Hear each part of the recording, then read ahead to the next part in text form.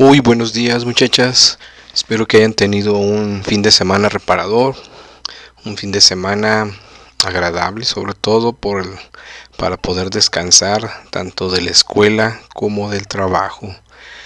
Y bueno, comenzamos este lunes a las 7 de la mañana con este pequeño video donde vamos a ver el tema planteamiento del problema. Planteamiento y formulación del problema se debería de llamar, porque muchos, como vamos a ver más adelante, algunos confunden lo que es el planteamiento del problema con la formulación del problema. Va implícito este último en lo que es el planteamiento. Vamos a ver de qué trata. Y Guillermina Vainapa nos dice que el planteamiento del problema significa reducirlo a sus aspectos y relaciones fundamentales a fin de poder iniciar su estudio intensivo. Pero la reducción, vía recurso de la abstracción, no significa de modo alguno simplificar el estudio científico de la realidad social. Es decir, en otras palabras, vamos a quitarle paja al planteamiento del problema.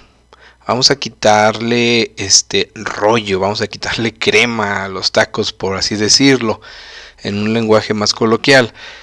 No significa que estemos reduciendo el tema de investigación, simplemente que en la metodología, en la investigación, tenemos que ser muy concretos, ¿sí? Y en ocasiones, por querer abarcar mucho o tratar de desplayarnos en una explicación del problema, podemos caer en confusiones. Por lo tanto, debe de reducirse a su mínima expresión, pero debe de tener ciertos elementos que vamos a ver un poquitito más adelante. Muy bien. Ella también nos dice que el planteamiento del problema es un proceso mediante el cual se fracciona la realidad en la mente a fin de dirigir la atención hacia una parte específica de la misma. Es decir, nosotros tenemos una problemática. Ustedes tienen que descubrir una problemática en el tema que estén eligiendo. Pero, muy importante, tenemos que ver la totalidad y al mismo tiempo ver cada una de las partes para saber con qué partes del problema nos vamos a quedar. Cuál es el que podemos abordar, cuál es el que podemos atacar a través de una metodología. ¿Sí? No todos los problemas son para nosotros. Hay quienes pueden decir que efectivamente mientras más se quiera abarcar, va a haber materia para estudio y para investigación, pero entonces tenemos que definir desde un principio exactamente qué parte del problema o del todo queremos abordar, ¿sí? Es muy normal que cuando iniciamos un problema de investigación, ¿sí? Cuando planteamos un problema, queremos al mismo tiempo abarcar la mayor parte porque nos creemos capaces. No lo dudo, todos tenemos capacidades que debemos explotar, pero no siempre se puede. O sea, si quisiéramos abarcar todo de un problema, de un tema, pudiera ser tan extenso como les dije la semana pasada, ¿no? No podemos, por ejemplo, si quisiéramos hablar de la guerra de independencia, no podemos abarcar desde el principio, que sería el 16 de septiembre de 1810, hasta el 27 de septiembre de 1821, cuando se consuma la independencia. Es imposible. Sería una tarea titánica, ¿no? Imagínense resolver 11 años, investigar 11 años. ¿Y qué haríamos? O sea, hay tanto que investigar, no se puede. Entonces, de ahí que Guillermina Vainapa nos recomiende que este proceso, pues, fracciona la realidad, ¿sí?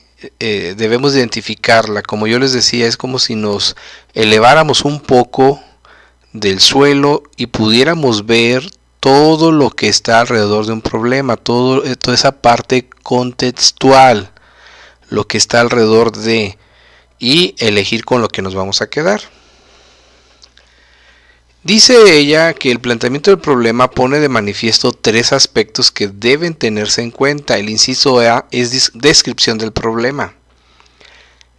El inciso B, elementos del problema.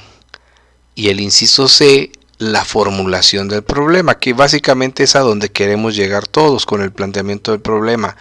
Concretamente, una formulación del problema. Así como ustedes, se supone, ¿verdad? Eso espero, ya hayan elegido el tema de investigación, ya hayan hecho la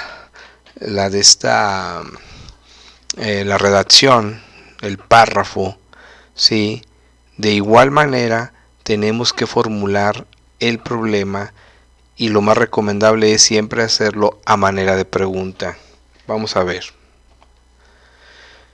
El inciso A, el primero, dice descripción del problema.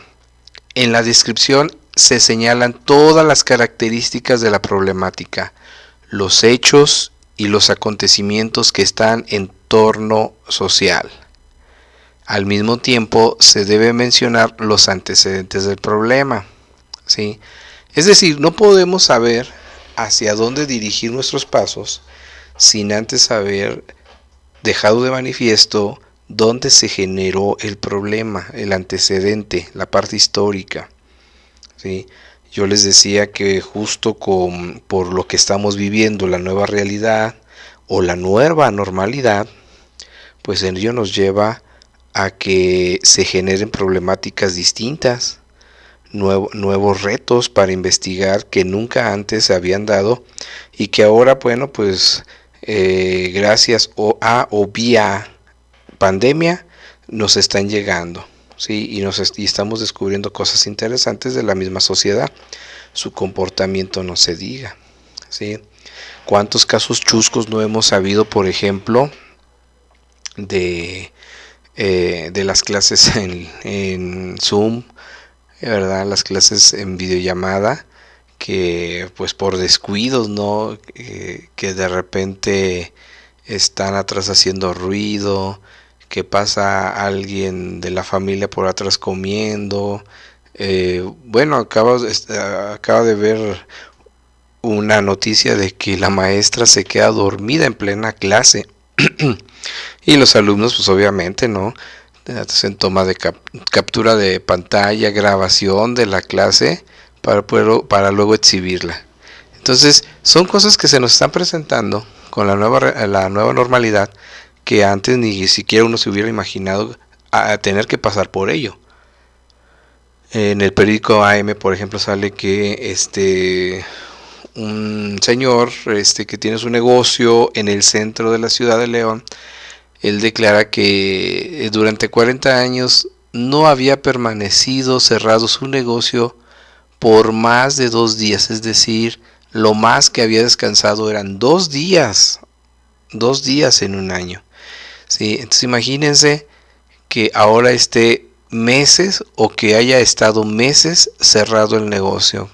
Pues son cosas a las que se va enfrentando la sociedad y obviamente la reacción que tiene cada ser humano ante una eventualidad como esta, pues es digna de estudiarse, ¿no? Sobre todo para la psicología, ¿sí? Porque no se va a volver a presentar en mucho tiempo algo así. Estamos hablando que la última vez algo semejante pues fue hace prácticamente casi 100 años, ¿sí? Entonces eso es lo interesante, ¿no? Hay que describir el problema en su entorno social, básicamente. Después viene los elementos del problema.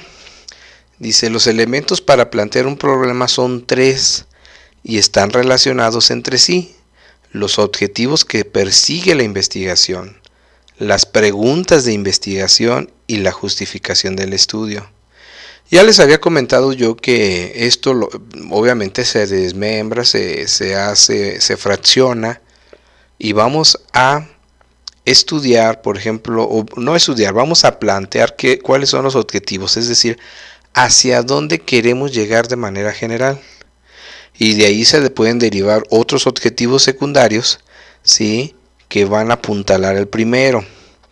Entonces, al momento de que estemos resolviendo objetivo por objetivo, comenzando por los secundarios, será más fácil o más llevadera la situación de investigar, ¿sí? Sea el ámbito que se dé, no importa cuál.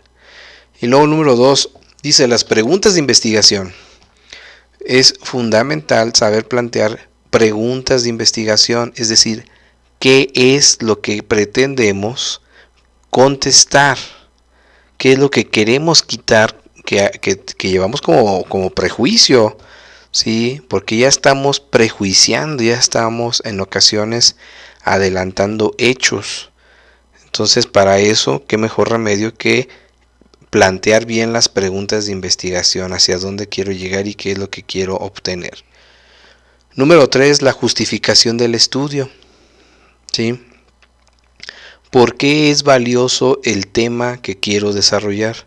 ¿Por qué es valioso y en qué me baso para poder justificar que a final de cuentas, sí, lo que yo estoy buscando mediante un proceso metodológico me va a llevar a un conocimiento nuevo, me va a generar un conocimiento nuevo?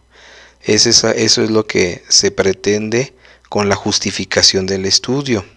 De hecho, cuando uno realiza una tesis en una universidad, la sola justificación prácticamente representa más del 60% de que sea aprobado el tema para realizar una tesis, porque ninguna universidad obviamente se va a prestar para que cualquiera quiera implementar un tema fuera de la realidad y que esté justificando su trabajo para una tesis para titulación, ¿no?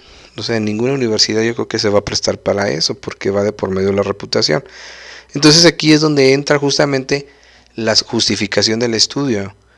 Yo como investigador, voy a demostrar que lo que pretendo buscar y encontrar vale la pena suficiente, ¿verdad? Como para dedicarle tiempo, recursos, materiales, ¿sí? Todo lo que está a nuestro alrededor. Luego el inciso C dice formulación del problema. La formulación de un problema consiste en la presentación oracional del mismo, es decir, reducción del problema a términos concretos, explícitos, claros y precisos. Y es la concreción del planteamiento de una pregunta precisa y delimitada en cuanto a espacio, tiempo y población, si fuera el caso. ¿Sí? Entonces, chequenlo, ¿no? Fíjense bien estas partes. Espacio, ¿sí?